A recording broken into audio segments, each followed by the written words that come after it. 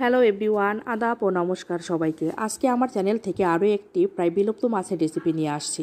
ভিডিওর শুরুতে অনুরোধ করছি, যদি আমার চ্যানেলে সাবস্ক্রাইব না থাকে তাহলে নতুন নতুন ভিডিও পেতে অবশ্যই একটি সাবস্ক্রাইব করে দেবেন। যাই হোক, আজকে আমি যে রেসিপিটা রান্না করব সেটার নাম হলো বৌ মাছ ভুনা। তাই এই বৌ মাছ আজকাল চোখেই দেখা যায় না।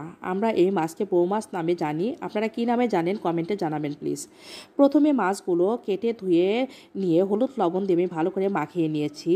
তারপর প্যানে সরিষার তেল দিয়ে হলুদ লবণ দিয়ে মাখানো মাছগুলো হালকা করে ভেজে নেব। বেশি ভাজবো না, কারণ মাছের একটা কাঁচা গন্ধ আছে, সেটা দূর করার জন্য আমি মাছগুলো ভেজে নিয়েছি। তারপর মাছগুলো নামিয়ে তেলের মধ্যে জিরা ফোড়ন দিয়ে বেশ ভালো পরিমাণে পেঁয়াজ কুচি দিয়ে নেব এবং পরিমাণ মতো লবণ দিয়ে ও কাঁচামরিচ দিয়ে হালকা করে ভেজে নেব।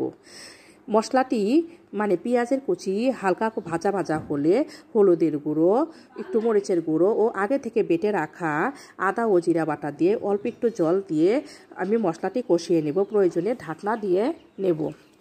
ঢাকনা খুলে দেখব মশলাটির উপর তেল উঠে আসে, মশলাটিও কষানো হয়ে গেছে। এখন পরিমাণ মতো তরকারির জন্য জল দিয়ে দেব ফুটে আসার জন্য।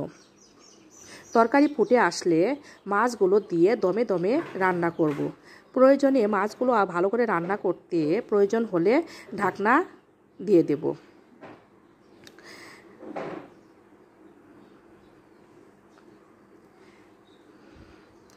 ঢাকনা দিয়ে কিছুক্ষণ রাখার পর ঢাকনা খুলে দেখব তরকারিটা প্রায় শেষের দিকে হয়ে আসছে। তরকারির উপর তেল উঠে গেছে। তৈরি হয়ে গেল আমাদের বৌ মাছ ভুনা। রান্না শেষে তরকারি নামিয়ে ফেলবো।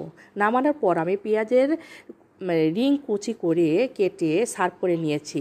এই মাছ ভুনা যদি কেউ না খেয়ে থাকেন তবে অবশ্যই একবার রান্না করে খেয়ে দেখবেন, খুবই মজাদার।